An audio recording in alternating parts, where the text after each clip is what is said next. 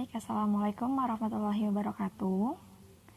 Di sini saya akan melanjutkan pembahasan soal latihan ujian sekolah kimia. Baik, langsung saja nomor 11. Perhatikan tabel reaksi hidrolisis pada garam berikut. Untuk jenis soal seperti ini, kita tidak perlu menghitung pH masing-masingnya. Kita hanya perlu memperkirakan berapa pH yang dihasilkan dari larutan garam berikut. Ya, di sini disediakan tabel berupa larutan garam, persamaan hidrolisis, dan perkiraan pH-nya. Nah, kita bisa memperkirakan pH ini berdasarkan larutan garam yang dihasilkan. Jadi, untuk larutan garam ini sendiri, dia terbentuk dari pencampuran antara asam dan basa. Untuk larutan yang pertama, amonium asetat ini dia terbentuk dari basa amonia dan asam asetat. Nah, kedua larutan ini bersifat basa lemah dan asam lemah, sehingga kita bisa memperkirakan pH-nya nih. Untuk pH larutan garam amonium asetat ini, karena dia terbentuk dari basa lemah dan asam lemah, maka kita bisa memperkirakan pH-nya sama dengan 7, karena keduanya akan terhidrolisis sempurna, sama-sama lemah ya komponennya. Kemudian untuk larutan garam yang kedua, di sini ada amonium klorida. Amonium klorida ini sendiri dia terbentuk dari amonia dan HCl. Seperti yang kita tahu, amonia ini sendiri merupakan basa lemah dan HCl itu asam kuat, sehingga pH yang bisa kita perkirakan adalah kurang dari 7, karena garam yang dihasilkan akan bersifat asam. Karena di sini yang bereaksi adalah asam kuat dan basa lemah, sehingga garam yang dihasilkan akan bersifat asam, sehingga pH-nya kurang dari 7. Kemudian, untuk larutan garam yang ketiga, di sini ada aluminium klorida. Aluminium klorida dia terbentuk dari aluminium hidroksida AlOH 3 kali dan HCl. Karena larutan garam ini terbentuk dari basa lemah dan asam kuat, sehingga pH-nya adalah asam, yaitu kurang dari 7. Kemudian, untuk larutan garam yang keempat, di sini ada kalium sianida. Kalium sianida ini garam yang terbentuk dari reaksi basa kalium hidroksida dan asam sianida. Nah, KOH ini merupakan larutan basa kuat, sedangkan HCN adalah asam lemah. Sehingga pH-nya, karena di sini basa kuat dengan asam lemah, pH-nya basa atau lebih dari 7. Dan yang terakhir ada kalsium asetat. Berarti kalsium asetat ini dia terbentuk dari kalsium hidroksida atau CaOH 2 kali dan asam asetat atau CH3COOH. Kalsium hidroksida ini bersifat basa kuat, sedangkan asam asetat ini bersifat asam lemah. Karena di sini yang kuat adalah basanya, sehingga pH yang dihasilkan adalah lebih dari 7 atau bersifat basa ya. Berarti kita lihat perkiraan pH yang betul adalah yang kedua, kemudian data ke-4. Jadi jawabannya adalah 2 dan 4. Jadi yang C ya. Ya, selanjutnya untuk nomor 12, di sini disediakan data hasil titrasi. Di sini yang direaksikan itu adalah asam asetat dan natrium hidroksida. Di sini berarti titrasinya antara asam lemah dan basa kuat. Dari sini kita bisa prediksi nih, kira-kira pH yang dihasilkan dari asam lemah dan basa kuat, dia akan mencapai titik ekuivalen itu saat pH-nya lebih dari 7, karena di sini kan yang lebih kuat itu basanya. Nah, karena dia pH-nya lebih dari 7, titik ekuivalennya, kita lihat di kurvanya. Sekarang kita lihat kurva yang opsi A. Di opsi A ini, dia pH-nya titik ekuivalen itu berada pada pH 7. Kalau pH-nya 7, berarti yang dititrasi itu antara asam kuat dengan basa kuat.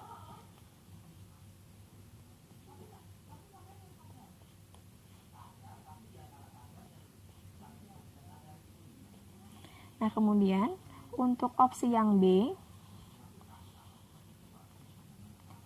di sini titik ekuivalennya itu di bawah 7. Kemudian kita lihat nih, grafiknya, kurvanya itu dia titik awalnya di 0. Kalau titiknya itu di sini dimulainya, berarti asamnya asam kuat. Ya, jadi kalau misalkan grafiknya itu dimulai dari bawah, dari 0 sini, berarti asam kuat. Nah, berarti di sini kan tadi reaksinya antara asam lemah dengan basa kuat ya. Jadi opsi A sama opsi B itu salah. Nah, sekarang kita bisa lihat opsi yang C. Nah, opsi yang C ini dia grafiknya mulainya tidak dari 0. Kalau tidak dari 0, tapi masih di bawah pH 7, itu berarti reaksinya antara asam lemah. Dan dia titik ekuivalennya itu lebih dari 7, berarti ini reaksinya kemungkinan dengan basa kuat. Berarti ini asam lemah dan basa kuat. Nah, ini sesuai sama soal yang tadi ya. Berarti soalnya itu tadi reaksi titrasinya antara asam lemah dengan basa kuat, antara asam asetat dengan natrium hidroksida. Jadi kurvanya adalah kurva yang C, yang tepat ya. Kemudian kalau misalkan kita lihat kurva yang D ini dimulai pada titik pH lebih dari 7. Berarti ini kemungkinan reaksinya itu antara basa kuat dengan asam lemah atau asam kuat ya. Nah, kalau misalkan kita lihat opsi yang E ini dia diawali di bawah nih. Berarti ini udah reaksinya antara asam lemah ya. Dan pH-nya masih di bawah 7, berarti reaksinya asam lemah dan basa lemah. Oh, maaf, ini asamnya asam kuat ya, karena dia dimulainya di kurva pH paling kecil. Kalau pH-nya makin kecil berarti dia makin asam. Berarti asam kuat. Ini asam kuat ya. Asam kuat dengan basa lemah. Oke, sekarang kita lanjut ke nomor 13. Di sini ada data perubahan indikator ya. Ada trayek pH-nya dan perubahan warna. Kemudian di sini yang dititrasi adalah basa lemah dengan asam kuat. Sehingga kalau misalkan kita gambarkan grafiknya seperti ini, awalnya itu basa itu berarti lebih dari 7. Jadi grafiknya dimulai dari sini. Nah ternyata saat volume HCl yang digunakan sebesar 25 mili, tiba-tiba terjadi perubahan warna. Alasan yang tepat ketika terjadi perubahan warna pada saat titrasi karena, nah sekarang kita lihat ya perubahan warnanya. Dia mencapai titik ekuivalen itu pada saat di sini, di pH sekitar 5 ya. Berarti kalau misalkan kita lihat range pH-nya, berarti kan dia kalau misalkan warna merah kurang dari 3. Kalau misalkan warna biru berarti lebih dari 7,6. Kalau warna kuning berarti range-nya antara 4,4 sampai 6. Seperti itu. Nah, kalau misalkan kita lihat di opsinya, alasan yang tepat ketika terjadi perubahan warna pada saat titrasi karena yang A, titrasi telah selesai, larutan berubah warna dari kuning menjadi biru. Nah, ini salah ya.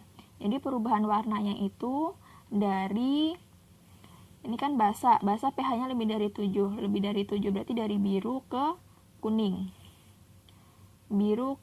Titrasi mengubah pH, larutan berubah warna dari biru menjadi kuning.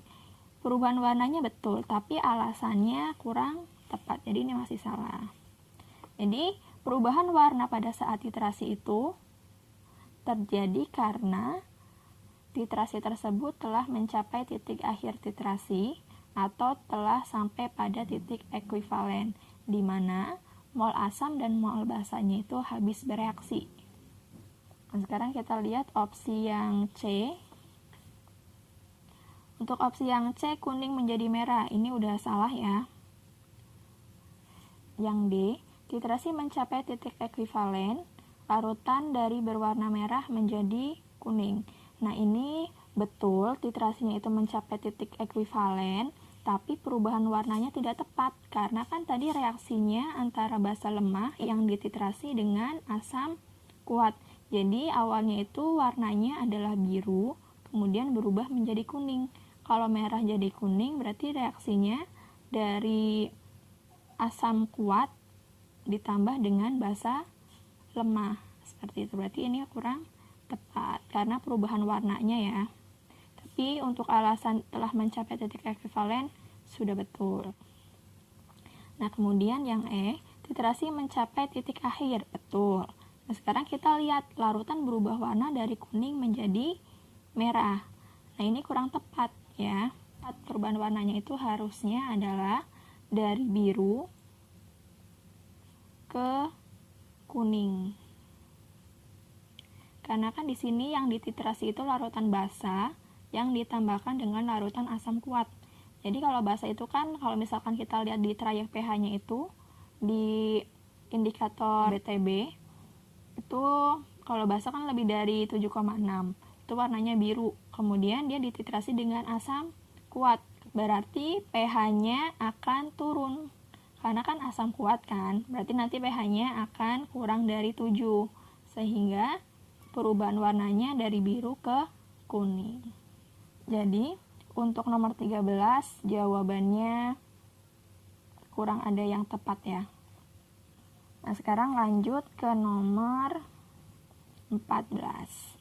Nomor 14 ini tentang larutan penyangga. Jadi kalau larutan penyangga itu dia punya komponen asam lemah dengan basa konjugasi atau basa lemah dengan asam konjugasi. Nah, kalau misalnya kita lihat nih, di sini larutannya ada asam asetat, asam sianida, asam karbonat, asam fosfat, dan asam sulfit. Nah, di sini merupakan larutan asam semua nih. Sekarang kita tentukan, betul nggak pasangannya antara asam lemah dengan basa konjugasi ya? Ini larutannya asam semua, sehingga kita pakai yang ini. Nah, asam lemah dengan basa konjugasi. Basa konjugasi ini adalah asam yang telah melepaskan H+ atau telah melepaskan proton. Nah, jadi kalau misalnya kita lihat nih di larutan yang pertama asam asetat, terus di sini ada pasangan basa konjugasinya CH3COO-. Berarti ini betul ya, karena yang awalnya dia ada H1 hanya lepas nih 1. Jadi menjadi ion asetat. Ini basa konjugasi dari asam asetat. Kemudian untuk yang kedua nih, HCN, asam sianida, berubah jadi ion CN-. Yang awalnya ada H1 hanya hilang 1. Berarti di sini merupakan pasangan asam dengan basa konjugasi. Nah, yang larutan yang ketiga di asam karbonat ini harusnya dia melepaskan 1 proton, tapi dia sekaligus melepaskan 2 proton. Jadi harusnya di sini adalah HCO3 2-. Jadi cukup melepaskan 1 H+ saja. Nah, untuk yang ketiga sama nih, dia harusnya melepaskan 1 H+ saja. Sehingga untuk basa konjugasi dari H3PO4 adalah H2PO4 pangkat 3-. Berarti ini yang masalah. Untuk larutan yang kelima ini asam sulfit, asam lemah, kemudian di sini ada basa konjugasinya. Basa konjugasinya itu harusnya HSO3 2-. Di sini harusnya ada pangkat 2-. Sehingga yang nomor 5 itu salah, dan yang betul itu adalah larutan yang pertama dan yang kedua. Berarti jawabannya yang A. Ya, selanjutnya nomor 15. Di sini ada langkah-langkah pembuatan larutan penyangga. Nah, di sini mau membuat sebanyak 200 ml larutan penyangga yang mempunyai pH 5. Nah, untuk membuat larutan penyangga ini, kita mencampurkan larutan garam natrium asetat dengan asam asetat. Nah, pertama kita harus buat dulu nih larutan garam natrium asetatnya. Yang pertama di sini langkahnya menimbang 0,82 gram natrium asetat menggunakan raca, ini langkahnya betul. Yang kedua, melarutkan natrium asetat dengan menambahkan air hingga volumenya 100 ml dalam labu ukur. Ini betul. Konsentrasi dari larutan natrium asetat yang tadi dihasilkan itu sebanyak 0,1 molar.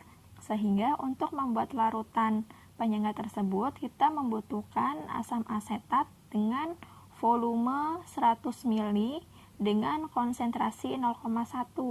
Sehingga di sini di langkah yang ketiga mengukur sebanyak 10 ml asam asetat 1 molar dalam labu ukur, lalu tambahkan 100 ml air.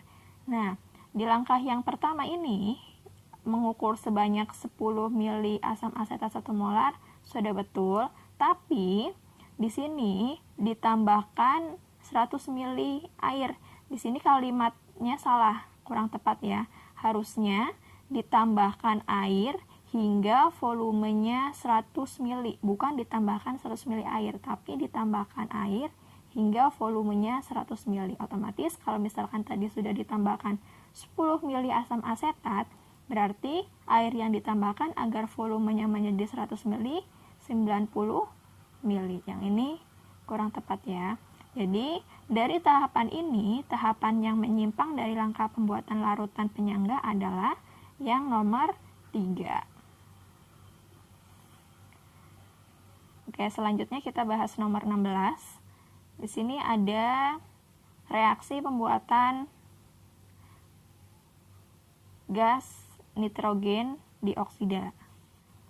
Ya, di sini poin pentingnya dalam industri banyak hal yang harus diperhatikan. Misalnya penggunaan katalis, penggunaan material atau alatnya, dan terutama biaya produksi. Kondisi optimum pada proses pembuatan nitrogen dioksida itu pada suhu 900 derajat Celcius dengan menggunakan katalis platinum rhodium pada tekanan tinggi. Nah, kalau misalkan kita lihat di sini, pernyataan yang tepat mengenai wacana tersebut adalah yang pertama, ruang tempat menampung gas harus diperbesar. Ini tidak termasuk.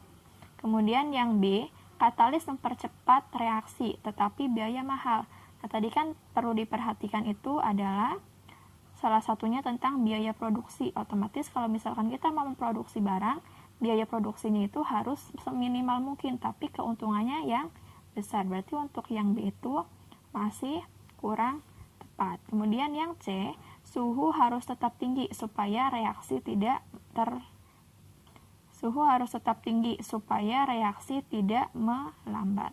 Kemudian yang D, suhu harus diturunkan supaya reaksi berlangsung ke kanan. Suhu, kalau misalkan suhu diturunkan, di sini kan reaksinya kalau misalkan kita lihat di persamaan reaksi, ini delta H-nya itu negatif. Kalau delta H negatif, dia reaksinya eksoterm. Kalau suhunya naik, maka reaksinya akan bergeser ke arah reaksi endoterm. Reaksi endoterm merupakan kebalikan dari reaksi eksoterm. Berarti arah reaksinya akan balik ke kiri, ke arah reaktan. Sedangkan kita kan mau memproduksi ini. Jadi kita harus membuat reaksinya itu ke arah kanan.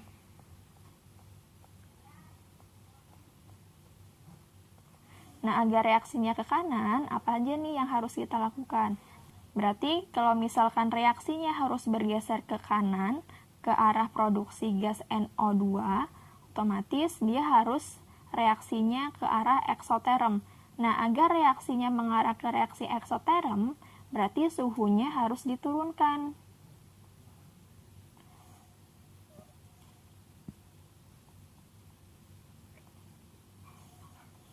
Ini kebalikannya, tadi kalau suhunya dinaikkan, reaksinya ke arah endoterm.